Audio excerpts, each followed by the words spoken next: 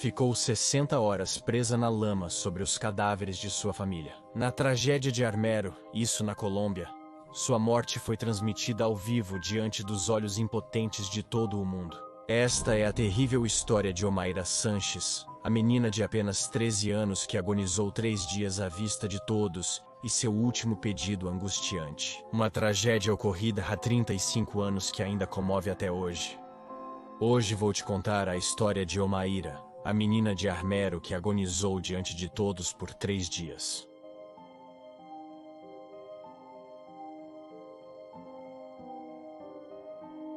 Vão, comam e me tragam alguns biscoitos, dizia Omaira com um sorriso. E assim é como começa o vídeo de hoje. A menina é suave ao falar, um olhar inocente, repleto de sabedoria e resignação para seus escassos 13 anos. O cabelo curto e encaracolado emoldura o rosto e deixa ver uns brincos que, apesar das circunstâncias extremas em que se encontra, não saíram de suas orelhas. E eu te digo isso porque isso é tudo o que se vê dela.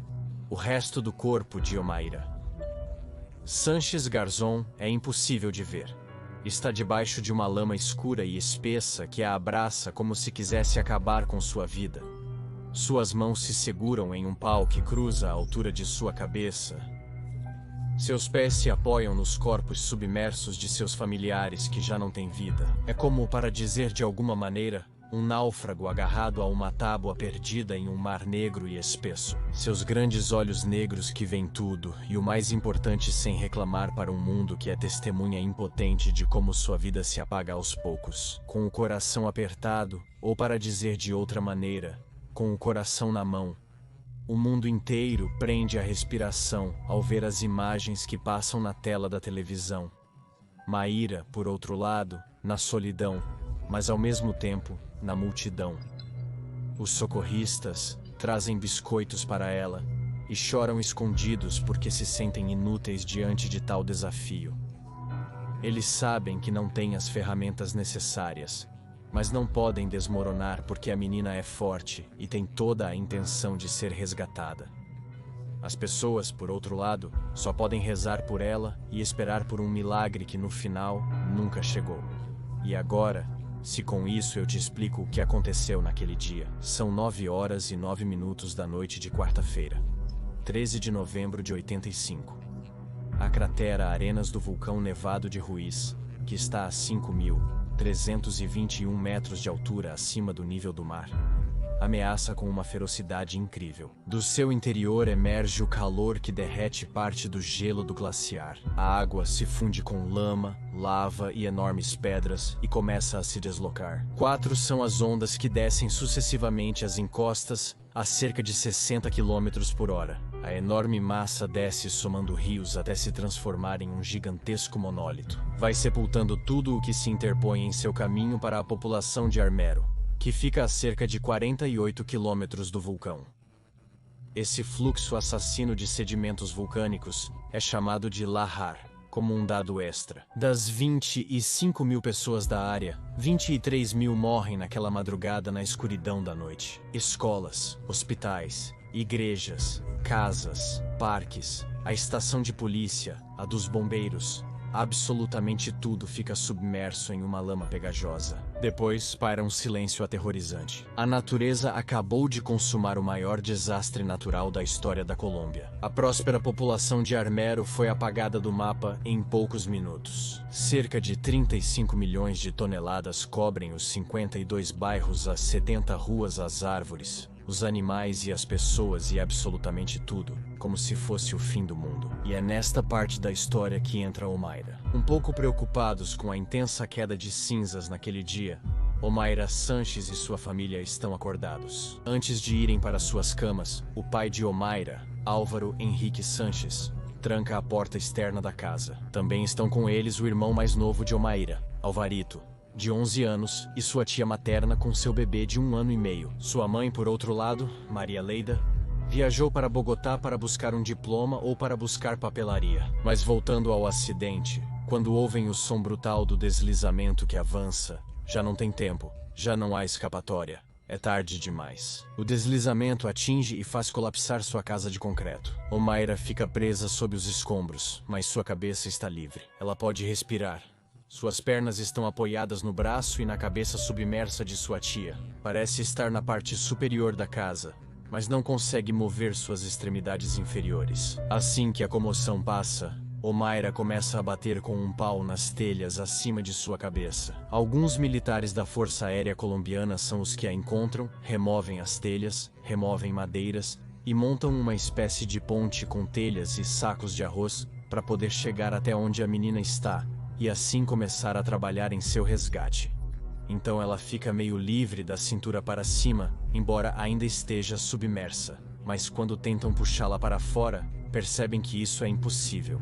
Se puxarem com muita força, podem machucar suas perninhas. Neste momento, as horas vão passando e a lama líquida vai subindo milímetro a milímetro. Omaira surpreende a todos com sua coragem, porque essa menina, apesar de ter 13 anos, não reclama de nada. Toda vez que tentam tirá-la, a água se acumula sobre ela. Então decidem colocar um pneu ao redor do corpo para mantê-la flutuando. Os mergulhadores descem para tentar ver o que a está prendendo e descobrem que é uma placa de concreto sobre suas pernas dobradas. Apesar de sua difícil situação, Omaira permanece positiva. Ela insiste com os socorristas. Vão. Há muitas mais pessoas presas, eu posso esperar. Essas são literalmente suas palavras. Os especialistas em defesa civil percebem que estão em um problema gravíssimo, porque os equipamentos para ter sucesso nesta missão não são suficientes. Estão mal equipados. As câmeras de televisão naquele momento se aproximam e a entrevistam. Ela fala com ânimo, diz que quer que sua mãe a ouça e pede que reze por ela para que essas pessoas possam ajudá-la e tirá-la de lá. Ela também conta que está preocupada porque aquele dia é o dia do seu exame de matemática. Os socorristas, por outro lado, não a deixam sozinha. Eles se revezam para ficar com ela dia e noite. Durante o segundo dia, eles começam a considerar seriamente a possibilidade de amputar as pernas dela. Poderia ser a única maneira de libertá-la, mas como eu te disse, eles não têm equipamentos cirúrgicos. E além disso, está claro que Omaira pode morrer na tentativa. Mas isso não é tudo. Há outra coisa que os preocupa ainda mais. O nível da água está subindo constantemente. Então, eles precisam urgentemente de uma bomba para resolver esse problema.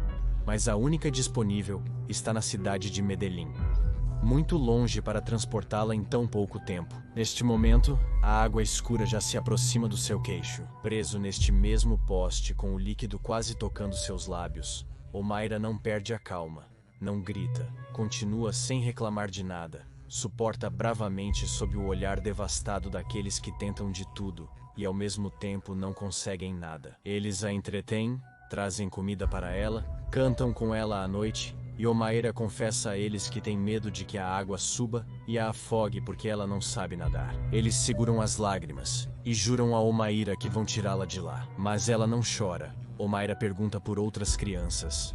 Omaira também canta para o jornalista Germán Santamaria Barragán e pede doces e um refrigerante em troca de aceitar entrevistas. Ela fala com a mídia e se dirige à sua mãe, a quem diz que a ama muito. É durante a terceira noite que Omaira começa a alucinar. Diz que não quer chegar atrasada na escola e fala sobre seu exame de matemática. Ela tem olheiras enormes, o rosto inchado e as mãos ficaram brancas. Ela pede às pessoas ao seu redor que, por favor, a deixem descansar um pouco, e é assim que começa a se despedir. Algumas horas depois, chegam alguns trabalhadores com uma bomba para retirar a água, mas neste momento, já é muito tarde. Já não faz sentido. As pernas já não podem ser libertadas. Os médicos ao seu lado concordam, angustiados, que não tem como amputar e o mais humano é deixá-la morrer. Então, às 10h05 do sábado, 16 de novembro, quase 60 horas após ficar presa, Omaira perde a vida. Aqueles que estão presentes a ouvem dizer que o Senhor já está me esperando antes de fechar os olhos. Omaira levanta o rosto, olha para os socorristas e jornalistas e dá seu último sorriso corajoso. Então solta as amarras e se deixa ir. Dirão mais tarde que ela perdeu a vida devido a uma gangrena gasosa, hipotermia ou que seu coração não aguentou tanto horror. mas há aqueles que podem considerar que ela perdeu a vida por negligência, por imprudência das autoridades. Leonardo Hernandes, médico socorrista, foi um dos que segurou a mão de Omaira até seu último suspiro. Ele conta que houve uma fatal mistura de negligência e falta de recursos para tirá-la de lá com vida. Então, hoje ele reconhece com desconsolo que para poder resgatar a menina era necessário um material adequado e também submersível. Nesse cenário e há mais de 30 anos era bastante complicado ter tudo isso à mão. Hernandes atualmente ainda não superou a impotência que o dramático caso que ele teve que viver em primeira mão gerou. Ele se lembra da vítima com admiração. Ele diz que ela podia cantar e contar coisas enquanto sofria. E o mais admirável é que ela nunca reclamou porque não a tiravam de lá, nem os chamou de incapazes. Ela nunca disse nada agressivo para eles. Eles aprenderam com a coragem e a perseverança com que ela lidou com toda a situação. Ele conta que aprenderam com a coragem e a perseverança com que ela sempre lidou com a situação. Mas na verdade, você provavelmente está se perguntando quem foi o culpado. Os moradores locais chamam o vulcão de Leão Adormecido. E a verdade é que não houve erupções importantes registradas desde 1845, mas em setembro de 1985, como resultado do terremoto e erupções freáticas perto da zona do vulcão, os funcionários perceberam que precisavam planejar como realizar, se necessário, uma evacuação bem-sucedida. Então, em outubro, eles prepararam um mapa de riscos que foi distribuído entre aqueles que acreditavam estar em maior perigo. O mapa foi publicado pelos jornais, e ainda assim muitos dos sobreviventes comentaram que não ouviram nem viram nada sobre o assunto. Mas a verdade é que, como costuma acontecer nesse tipo de catástrofe, houve uma forte oposição de interesses econômicos. Além disso, o Congresso colombiano sustentava que os cientistas e os funcionários da Defesa Civil eram demasiado alarmistas para serem levados a sério. Uma intensa chuva de cinzas pela manhã foi o aviso inicial daquele 13 de novembro de 85. O vulcão estava em plena atividade. Entre as 5 e as 7 da tarde, as cinzas haviam parado de cair. Então as autoridades optaram por dizer aos habitantes para ficarem tranquilos em suas casas e minimizaram o que estava se formando no centro desse vulcão. Mesmo durante a erupção, a Defesa Civil tentou alertar as autoridades sobre o que estava acontecendo, que Armero estava em muito perigo, mas já não havia como contatá-los. Eram 9h45 e o desastre já estava em andamento. Com isso, as polêmicas após a tragédia não demoraram a surgir.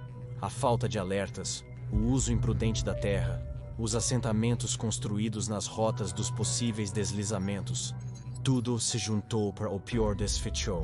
E assim que Armero, que até então era uma próspera cidade com 5 bancos, 9 escolas, 2 estações de rádio, 2 hospitais, vários armazéns de algodão, café, amendoim, um moinho de arroz, uma pista de pulverização, uma estação de trem e uma igreja que após as 11 da noite já não existia.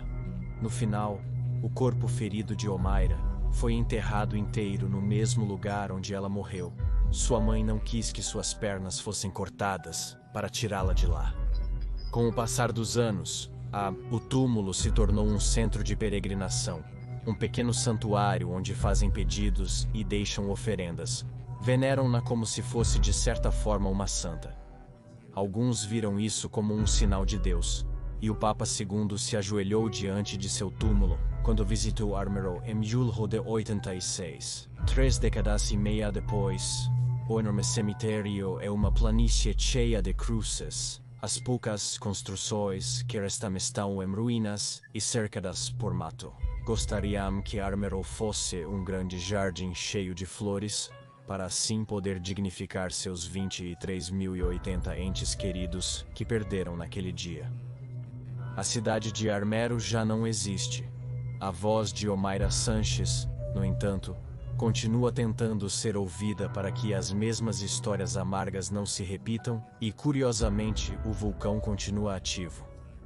De acordo com o Centro de Vigilância Vulcânica da Colômbia, a fusão de apenas 10% do gelo poderia produzir fluxos de lama com um volume de até 2 milhões de metros cúbicos. exatamente como naquele dia de 1985. Os Laares poderiam percorrer até 100 quilômetros em 2 horas e colocar em risco 500.000 de pessoas. Mas parece que o ser humano insiste sempre em tropeçar na mesma pedra. Se você gostou deste vídeo, não se esqueça de me seguir nas redes sociais. No Instagram como Pepe Mistério MX, no Facebook como Pepe Mistério MX, no YouTube como Pepe Mistério e no Twitter como Mistério Pepe. Meu nome é Pepe Cerecero e isso é Pepe Mistério.